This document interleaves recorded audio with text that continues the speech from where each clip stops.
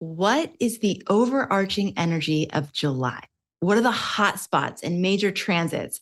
Are there any golden opportunities for us to harness in July? We're going to find out today. I am here with two beautiful, wonderful, and amazing human beings who are also very brilliant astrologers, Nura Rachelle and Cameron Allen.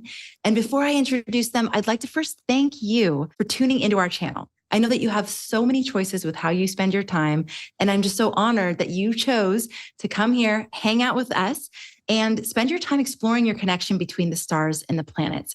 So thank you for that. And it's going to be a fruitful use of your time. I'm feeling very confident about that. So stick around.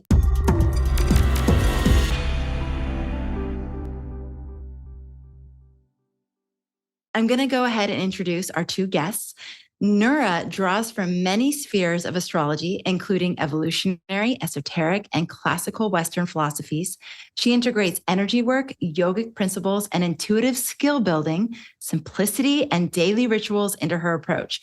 Welcome back to the show, Nura. It's so great to have you here. And Cameron is an astrologer and herbalist who began his path to understanding mind-body awareness with a degree in health and sports science and psychology. Seeing that there was more to understand outside of the colonized education system, he began seeking understanding through direct experience with nature, astrology, herbalism, yoga, root work, and other indigenous modalities. Cameron, welcome back to the show. It's so great to have both of you here. Hey, Amanda. Hey, everybody. Hello. All right. Okay, so let's start with you, Nura. Let's talk about the overarching energy of July. If you had to kind of sum it up, bookend it, what would you say that are the main themes and why? So July is a really playful, bold month. I'm sure you've noticed there's a lot of energy that we have been witnessing in air signs and then fire signs. And when you combine them, there's, a lot of fuel to the fire. So it can be very intuitive, but built into all of that, we're still in a water, sun, solar season. So there's a lot of invitation as well for restoration. So in a very grand scale, I'm really feeling restorative play, rest, nourishment. And then within that, maybe our nervous systems are feeling a little bit more settled and integrated so that we can have those intuitive, conscious conversations or connections that the air energy is offering as well. And I know that you've noticed some things about the nodes and their role in July. Let's talk about that a little bit before we go into the transits. Awesome. Yeah, so the nodal axis is really highlighted both at the beginning of the month and at the end of the month. So right at the beginning, we have the sun square the nodes. So sun in Cancer around 10, 11 degrees of Cancer, square to the north and south node at 10, 11 degrees of Aries, Libra. And squares to the nodes, they tend to bring up a little bit of creative tension. They tend to be really great markers or a barometer, metrics of success to kind of see where we are in relation to both sides of the spectrum. And Cancer is a really great space to settle into self. And from that place of filling your well and resting and nourishment, how can you actually maybe look more at the Aries? Like, how have I initiated and taken more appropriate aligned action for myself this year? Or how have I maybe improved or released certain relationship dynamics in relation to the Libra South node? So that Cancer space, it helps us to pull back a little bit, and it might feel a little bit like a square, like that tension energy, because the South node Libra, those relationships are still there. They might really be pulling at us. And that North node Aries might say, but don't you have all these things to do? Like, don't you have action to take? But the Cancer sun is like, but look here, like, look at what maybe your emotional intelligence and your restfulness might actually offer and contribute in the long run to both ends of that spectrum. And so that opens up the month. And then we close the month with a trine from the sun in Leo to the North Node in Aries. And so things might actually start to pick up a little bit more. I think if we really give ourselves that time, that restfulness in Cancer season, we'll feel a lot more harmoniously supported to start taking that appropriate action come the end of the month. And then that sextile between Sun and South Node, maybe we'll find the people. Maybe after taking that time to pause and rest and reflect, we're a little bit more congruent with ourselves and a little bit, I feel like it's this language of attraction, like more magnetically aligned to our people who will really support us in taking our aligned action. So we have to give ourselves that rest first. I want to just add to that really quickly because that was well said, Nur. I love that. And it was making me think about on July 10th specifically, which is really close to the midpoint of the month, we do have the sun in the exact square to where the eclipse was, the last Aries eclipse. And so whenever that happens, sometimes like Nur was saying, like it's a check-in, but like really like around like the July 10th area is like giving us a subtle, really big check-in because it's like squaring that exact point. So just considering what happened back then and how you want to project moving forward and noticing about your body and feeling comfortable and feeling restful, right? Because some of us are going to be able to move into a restorative place and then others are going to be in a space where we potentially feel emotionally uncomfortable and a little bit riled up. That's always going to happen whenever we're saying restoration or things are turned up. Somebody's going to be on the opposite side of the spectrum. So just being mindful of what makes you feel comfortable, what makes you feel secure, and emphasis on feel secure so that you can express that in your relationships so that you can move forward, or bringing those past relationships with you to, allow yourself to integrate how you want to charge forward and still keep the relationships, right? Sometimes we make this dichotomy of the North Node, South Node, and it's like, how does this blend into that? So that's what I would say. Love it. Okay. I know that the month kicks off with a couple pretty big events. So do you want to cover those next, Cameron? Yeah, for sure. And then just also considering what Rick said last month about, Saturn going retrograde at the end of the month and how that's a continuation of what we're talking about now, right? Making sure we keep the continuity so that our astrology can be, it can flow with the seasons rather than it feel like a cutoff of a date, which isn't actually happening in reality, right? So the Saturn went retrograde. And then right after that on July 3rd, Neptune goes retrograde. And what's special about this Neptune retrograde for me is that it's at the 29th degree, which is an anaretic degree. So it's like coming to the end of all the things that happened while Neptune was in Pisces. And I'm not going to take that into like the world view of it, but inviting people to consider how has your reality been kind of like dissolving or breaking down into something that you might not like. Think about 5 years ago, what you thought your life was going to be or what you thought the world was going to be and how that's all been dissolving. And Saturn's going retrograde and asking you what's actually about to become structure from all the melting away of all these things since Neptune is going retrograde is something that we should really emphasize, especially if you see it somewhere significant in your chart. Cameron, would that indicate that things have dissolved, but that we don't yet know how they're going to come together? That if people are unclear about, yes, I can clearly see 5 years ago that my ideas have dissolved, but I kind of don't know what my new ones are. Would you say that it would have that sort of flavor? Yeah, absolutely. And the Saturn being in Pisces is like inviting one to structure themselves from a spiritual orientation, because if you can sink yourself into something that's more timeless, then it won't necessarily matter what happens, quote unquote, in the world. If you root yourself in something that's eternal, then you can move forward with that and start anew when Neptune moves into Aries and when Saturn moves into Aries, and things won't feel like so crazy, because like sometimes when things are dissolving, we're like reaching out for it, but it's like sand.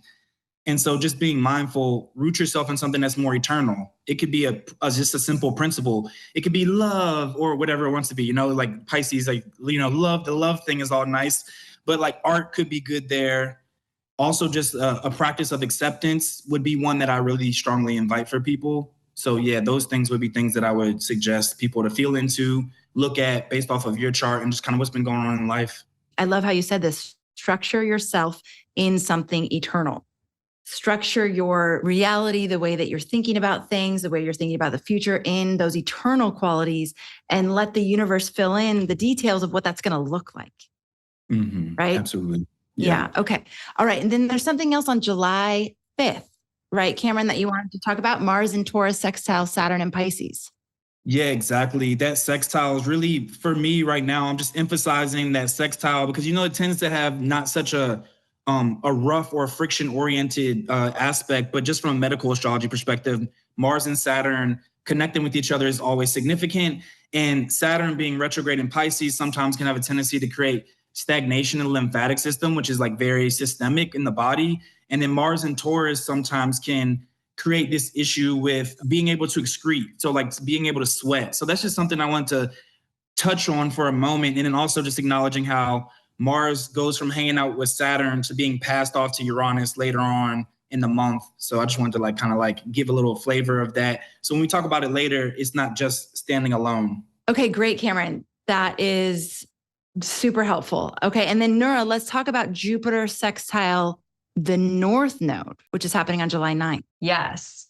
And I do just want to very briefly go to that July 5th date. We have a new moon that day in Cancer, and the transits are pretty lit that day. I mean, there's that sextile between Mars and Saturn, but then if we brought in the goddess asteroids, there's a perfect mystic rectangle created with Pallas Athene, who's retrograde in Scorpio, and Juno in Virgo. So there's a lot of, I think, feminine balance coming in to kind of maybe smooth out some of the harsh edges of these more masculine planets, Mars and Saturn.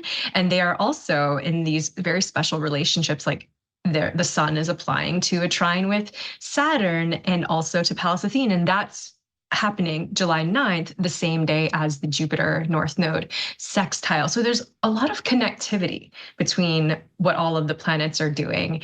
And I can't recall which teacher said this. Probably many of my teachers said this, but they taught me, and this really made it stick for me, was that every aspect is connected like legs on a table to the other planet. So if you pull one leg of that table, the whole table's coming with you. So when we see this sort of threading and this weaving and this relationship between all the planets, it very much brings to mind holistic integration between all of these different parts. So I feel like that new moon, July 5th, and all of those beautiful transits happening then, if you can get that chart and look at that chart, please do, because it's a really powerful, beautiful one. And then leading into that North Node Jupiter sextile, I think this speaks to that question of golden opportunity for the month, because North Node is always inviting us into something that, even though it might be a little bit uncomfortable, even though it might be a little bit new, there's some sort of reward that comes from stretching yourself outside of your comfort zone. And Jupiter joining with that energy, saying, let's tune into higher self aspirations. Let's tune into these goals, this amplification of maybe what we perceive as the highest expression. Of course, that's not all that happens with Jupiter. Jupiter will expand and amplify whatever's there.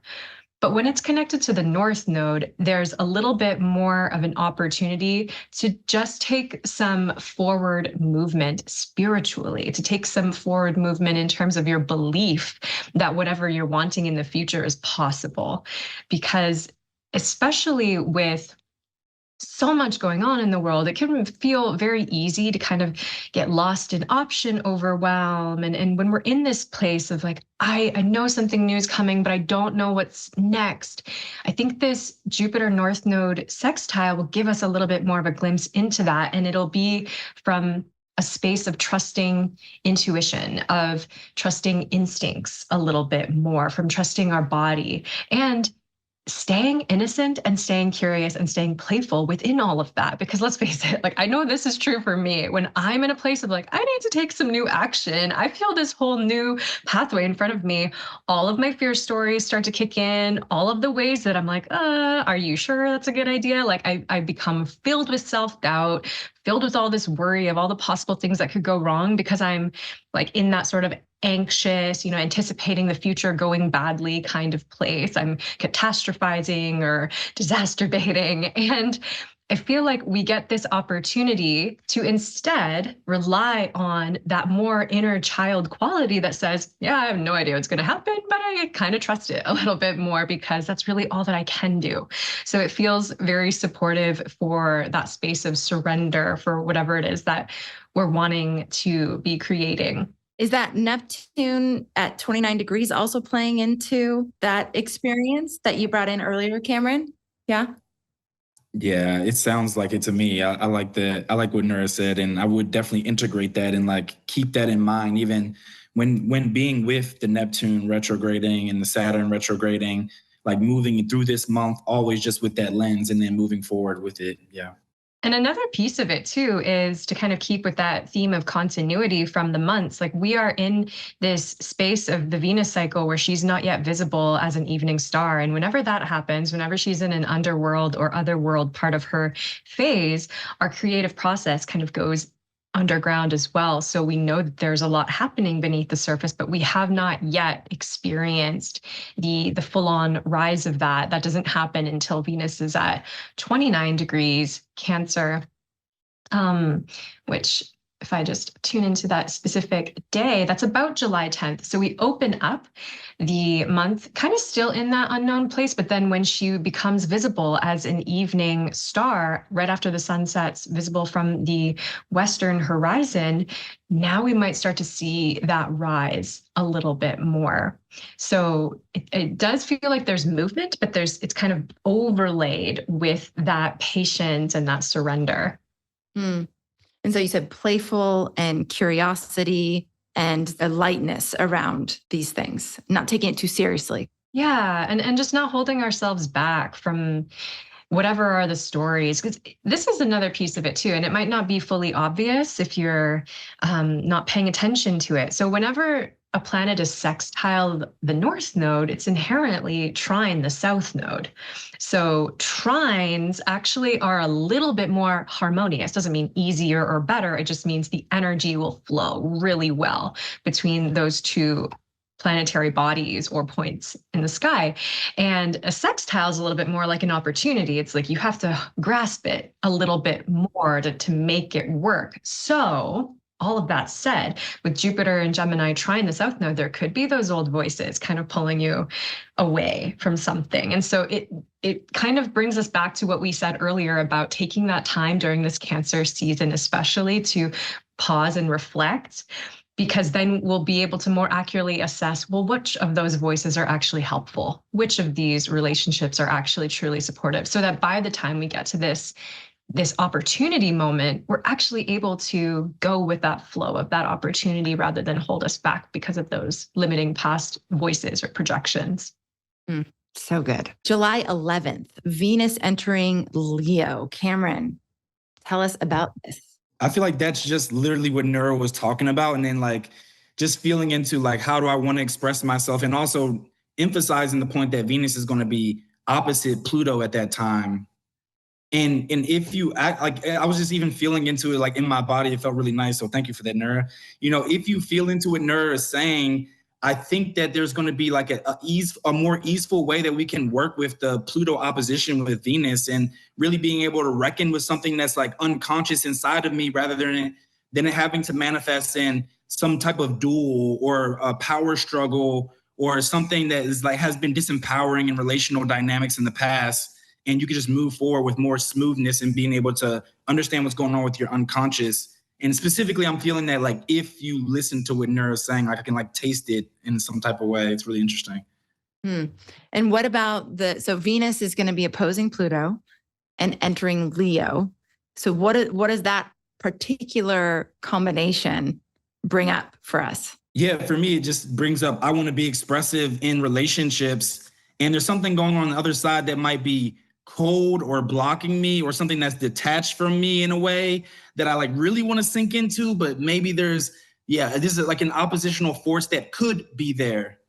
But also if I know that Venus has been going through this underworld journey and like as soon as it peaks up, it's not like the night goes away, right? It's my opportunity to see like what has been going on with me so I can confront something that has been going on in the darkness, facing the initiation, or we could say like the confrontation with Pluto after Venus just peaks out. So that's what I would say. Like that's the vibe that I'm feeling from it now in this moment, especially. When Venus comes up from the underworld, is it almost like a new plant sprouting through the soil? Like, is there a tenderness, or does she come out like hot and heavy and strong after she's been in the underworld? Like what? And then how does that impact? I loved what you talked about, our creativity being sort of happening underneath the surface, but maybe we're not as aware of it while Venus is underground, and that it's going to come into our awareness.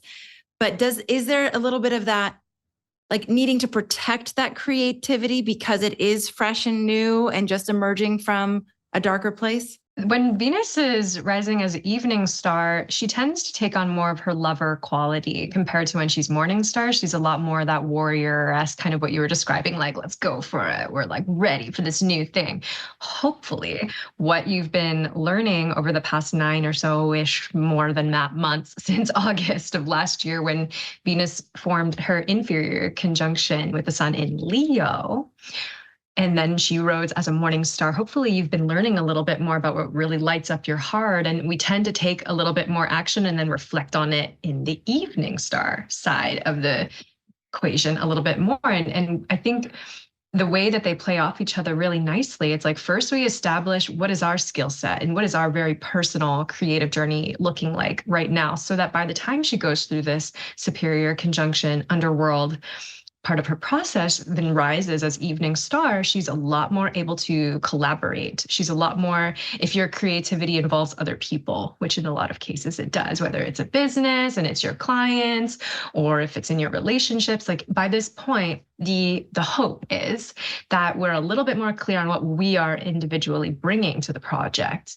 And we've given ourselves that break and that rest to know, okay, I'm more ready to actually do this creative work now, but from that space of more reflection.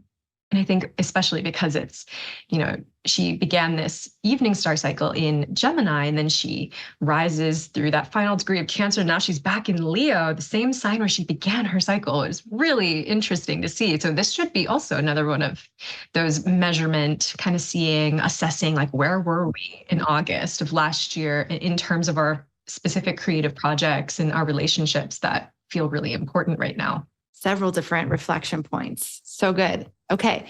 So we also have the Mars-Uranus conjunction on July 15th. And this is a big one, right? So who wants to start? Cameron, let's start with you. Mars-Uranus conjunctions, whenever those two come together, like, they can oftentimes bring explosive energy no matter where they're at.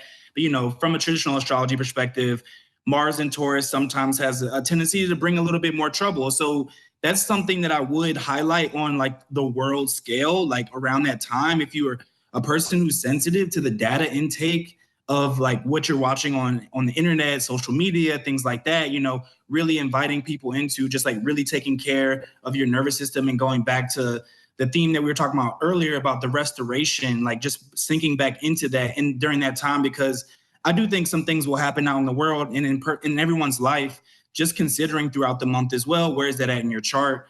And really just being able to notice, is it going to hit something significant in your chart so that you don't have to feel like, oh my gosh, the Uranus, Mars is coming and it's going to get me kind of energy. So that's what I would just suggest, like sinking back into restoration, because something could happen. And I think it could be on a more global scale.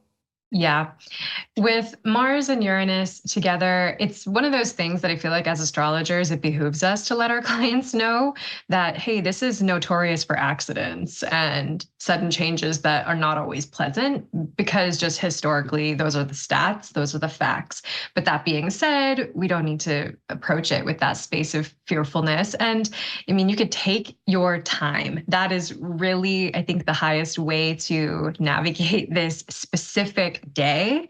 When you're driving somewhere, give yourself, an extra 10, 15 minutes to arrive there and find your parking spot, and maybe not like running up the hill, but like take your conscious step at a time, because it's when we are rushing and in that space of urgency and impatient that both Mars and Uranus can sometimes bring us to. That's when accidents happen. That's when we slip up and make the mistake, or that's when other people do. And we want to kind of have that awareness to catch ourselves. And I do think it's nice that it's still in the sign of Taurus, because that is a sign that reminds us to honor our pace. So if we're embodied, if we're listening, if we're paying attention, I think that's the highest way that we can influence this energy. And then at the same time, from the more soul perspective, or this higher self perspective that I think has wanted to weave itself into this conversation, is certain things are just out of our control. And sometimes we are reminded that we're kind of here as participants along for the ride. So that can be a helpful perspective to take as well if something less than pleasant is happening, and to really tune into our bodies for the best way to process it as needed, and to not kind of get elevated into those heightened states of overstimulation, like you were saying, Cameron, and practicing our tools basically. But this is the beginning of a cycle that comes back around every 2-ish years as Mars kind of goes through all the signs. And so not everything that's going to happen in relation to this conjunction happens all on that one day. It unfolds and it blossoms and blooms. And so especially where you have that in your chart, I think you were bringing in the conversation of Algol, Cameron. It's that like there's something unfolding. Maybe it's connected to the reclamation of power. I've done quite a few studies around Algol just out of curiosity, because it's come up a lot in different clients' charts. And there's often a journey of whether it involves substances like Algol and the word alcohol are often very connected. It can be known as the spirit star, which it has so many meanings depending on the consciousness of the person or where somebody is in their process. It's like you could be kind of lost in a spirit that overtook you, or you could be transcending something and kind of be in this beautiful spiritual path. And so I really view that as the reclamation of Algol. Like if you have a planet near that, I do have a planet near that. So that's why I'm so passionate about this. But it's like, if you do have a planet near that fixed star, it's like, you're not like boxed in by some fate. It's like more how you, actively choose to engage with that energy. So there is that opportunity too, like for this next 2 years, maybe this is a time where you break a habit that is in some way, dampening your spirit so that you can actually elevate your spirit. Yeah, I love that right there. I was just going to add like just a little touch more to that, because, sometimes when we do see transits, and I'm guilty of it myself, it's like, oh, this could be explosive. It's like, actually, maybe it should be explosive as well for people who are trying to break through something. Maybe sometimes it does take like losing your shit for a second, honestly, to make yourself be able to move forward with that process. And since it's a new conjunction, it's a start of a new cycle, then maybe it should be explosive. And we want to invite people to do that with consciousness if they are going to do that. If you're going to have that experience, why not do it consciously? I love that. I think all of us can attest that there's been certain things in our lives that needed to blow up. And it was the explosion that made the change happen that we probably wouldn't have made on our own. That it required that level of, sometimes I think of it as that level of drama or that level of like force for something to break away. I wanted to ask, and you sort of answered this a little bit, Cameron, when you see challenging transits coming up in your chart and or in a client's chart, how do you avoid, I guess, that bracing yourself, that sort of anticipation where we brace ourselves like, oh no, there's something really bad coming? Do you have any tools or like specific things you do to help yourself not go into that mode and instead see the opportunities, see the potential, use it for your evolution and your growth? Like, how do you do that? I'd love to know just personally, because I know it comes up for people a lot. They see something in the chart, they see something in the transits, and it's like, oh God, that doesn't look good. When I'm working with other people, I specifically like try to root them in these different layers of the astrology that's happening so that they can see like this one moment is not going to change everything necessarily. But for myself, I like to just do embodiment work. If I feel anxious about something, I'm going to look at where the moon is first, always and forever. And then I'm going to look at what planets I'm feeling kind of anxious about. And maybe, the furthest out I've done is like 3 weeks in preparation. I would just literally change my movement, play, exercise, workout, whatever word someone wants to use, routine. And I would work on those specific areas of my body and just basically ask, like, show me what I'm supposed to know, and I'm going to actually create the space here for this to become conscious. That's the way that I've been really, really liking to approach it lately. But also there's like remediation things that, I have like talismans and burning of candles and all the woo stuff and the hoodoo woo stuff that I do. So, that's how I get down with it. Love it. How about you, Nora? So I think actually this question is so perfect, Amanda, because of the Jupiter in Gemini transit that we have going on for this whole year. So like even just reflecting on what kind of brain you have and how you typically process and how you dialogue with self and other is so important. And then we have Mars entering Gemini. So that's going to be even further activated near the end of this month. So for me, the thing that works best for my brain is to know it. I learn about it and then I completely forget about it. And that works for me. I have a mutable Mercury. So maybe that's easier said than done for those who have mutable Mercuries. For those who maybe have a fixed Mercury or maybe other strong fixed planets where it's like easier, like once you have something in there, it's kind of like sitting with you a long time until it's dealt with. I think absolutely the embodiment practices and finding ways to regulate nervous system. And then for the cardinal, people with strong cardinal, I feel like confronting it and really asking, like, how can I go into this a little bit deeper? And that might actually be beneficial for everybody, because when you, instead of feeling like, oh, I have to avoid this thing, if you go into it more head on, then it feels a little bit more like you're an active participant rather than like waiting for something to happen to you, which nobody really likes doing. Like it's pretty universal. Nobody likes to wait and dread. It's like going to the dentist. It's like the dread, the anticipation of going to the dentist is worse than going to the dentist itself, oftentimes.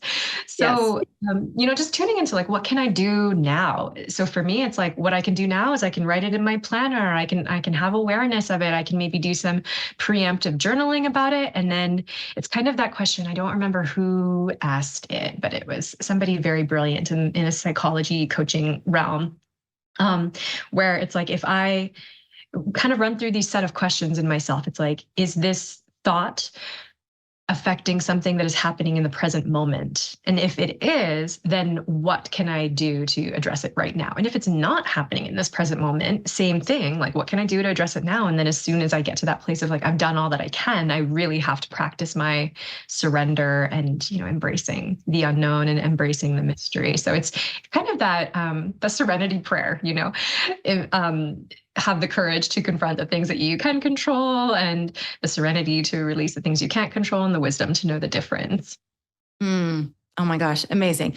If you are finding this helpful, make sure you like and subscribe to the channel so that this insight and this wisdom can get out to more people. So thank you both for those insights. That's really, really helpful. And I just think for astrology students, it's important to hear how other people manage these things so that we can, like you said, Nura, dread is it's a horrible place to live. And then often we can bring about the things that we're so fearful of because of the way that we're thinking about it and the way that we're going through life. So thank you both for those insights. It's really helpful. Okay. You alluded to this before. We have Mars entering into Gemini on July 20th. So tell us about this. What's this transit going to bring? So for me, Mars in Gemini is always just a callback to the nervous system, which is something that I'm almost always going to be talking about with the astrology, because I can be looking at the timeline and see like what my soul's essence might be desiring.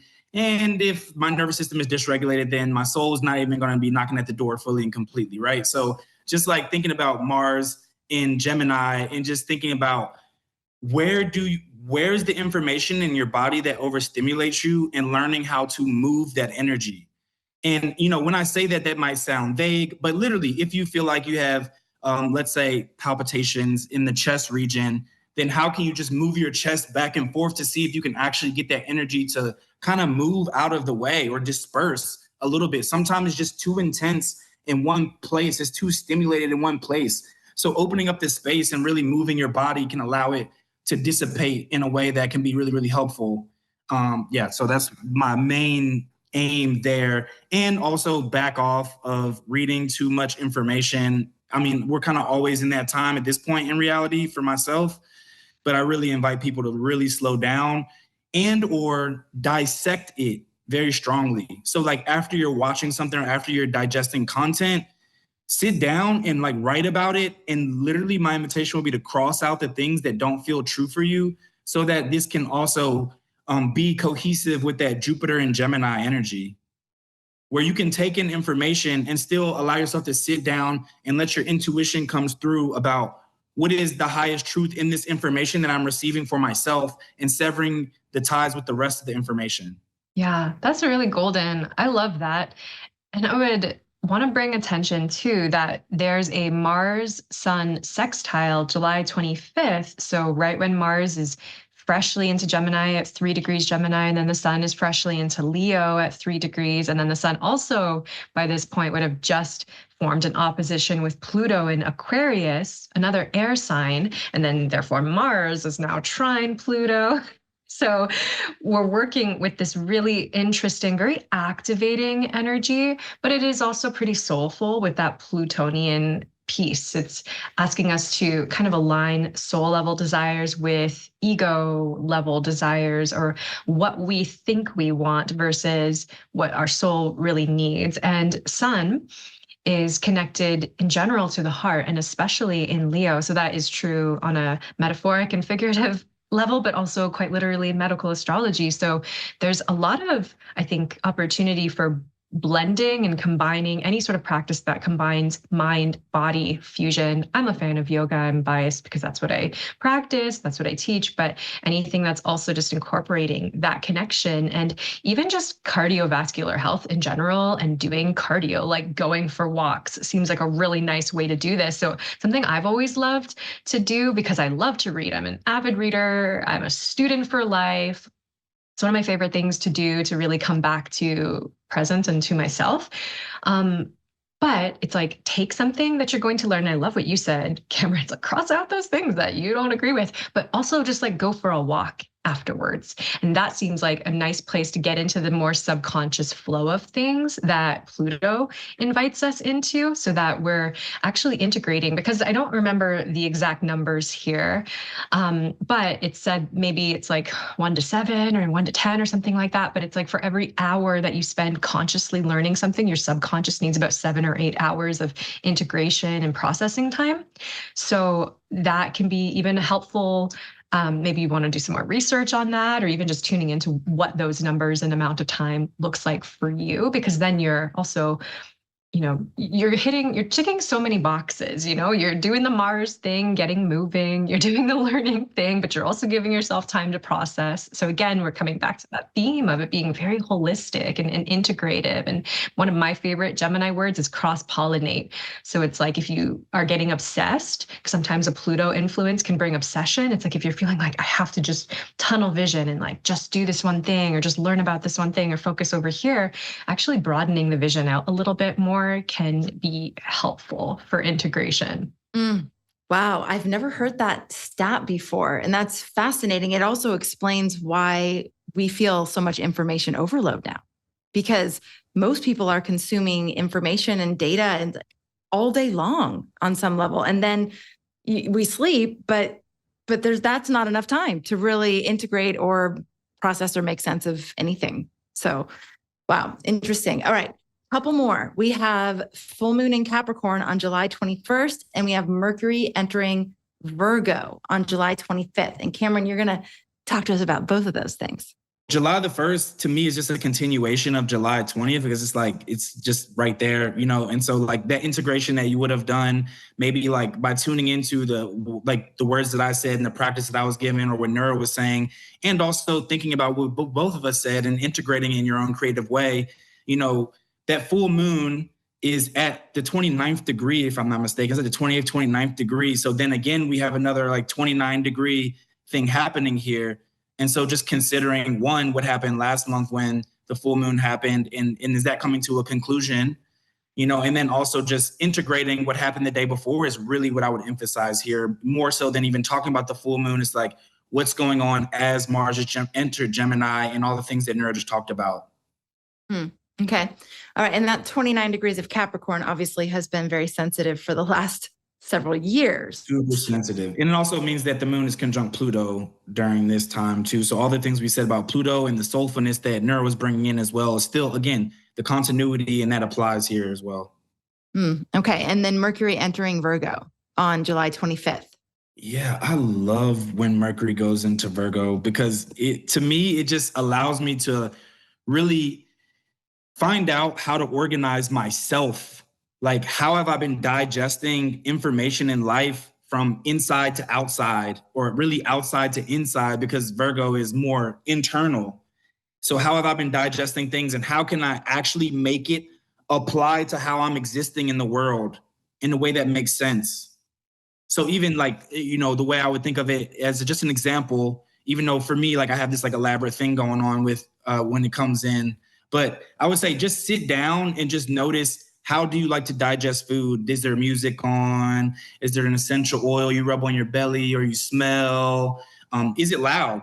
Is it social? Is it off in a corner in silence? Is it outside? Is it inside? Is it hot? Is it cold? It's like, how are you internally organizing yourself to be in relationship with all the things that are going on that we've said? It's like, how is that really actually working on like a very detailed level in a way that you're actually absorbing it so that it can become nutrients for you?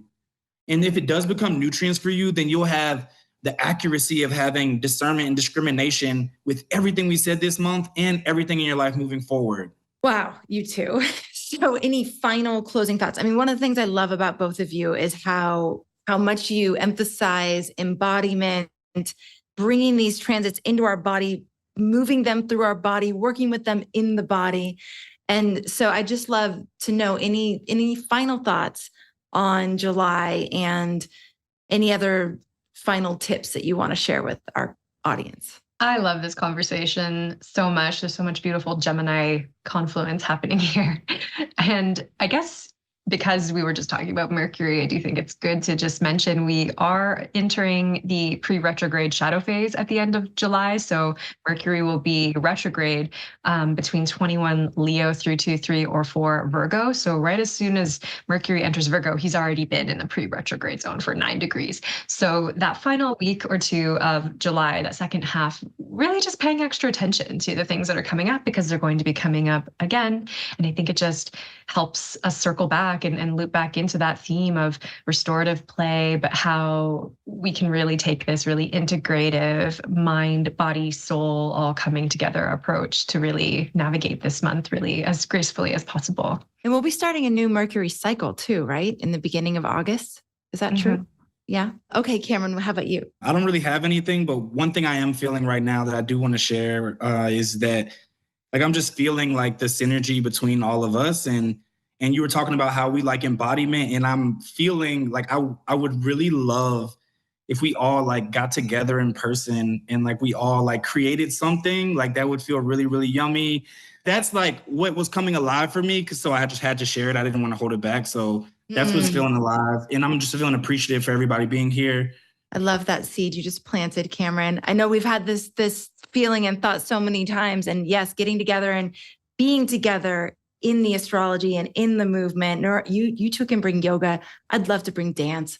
Let's do something amazing. It'll be so much fun. Yes. Oh my gosh, that'd be so exciting. Okay. Well, and if any of you want some extra support, both Nura and Cameron are featured astrologers on our Astrologer Connect platform.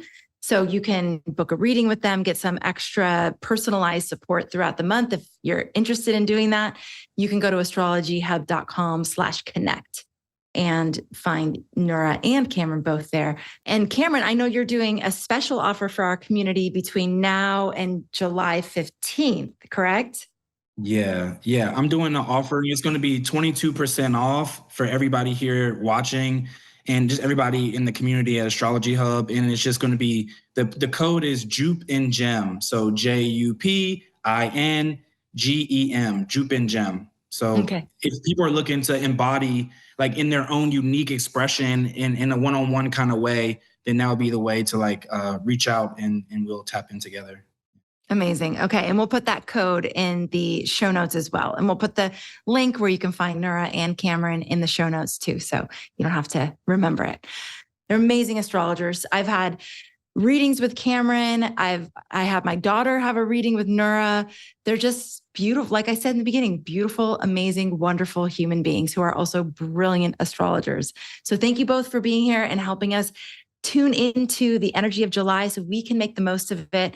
Thanks to all of you for your interest, for your curiosity, for your openness, for the way that you received the different astrologers that we feature on the platform. We feel it is very important for you to be exposed to different astrologers and perspectives and different approaches so that you don't get fixed in one way of doing things. That's one, but then also so that you get the richness, the fullness of astrology and how each person is bringing their own energy to the way that they're interpreting the astrological tides. So thank you for being up for that and being open for that and enjoying that as well. And thank you for making astrology a part of your life. We'll look forward to connecting with you on the next episode. Have a wonderful July. Take care, everyone.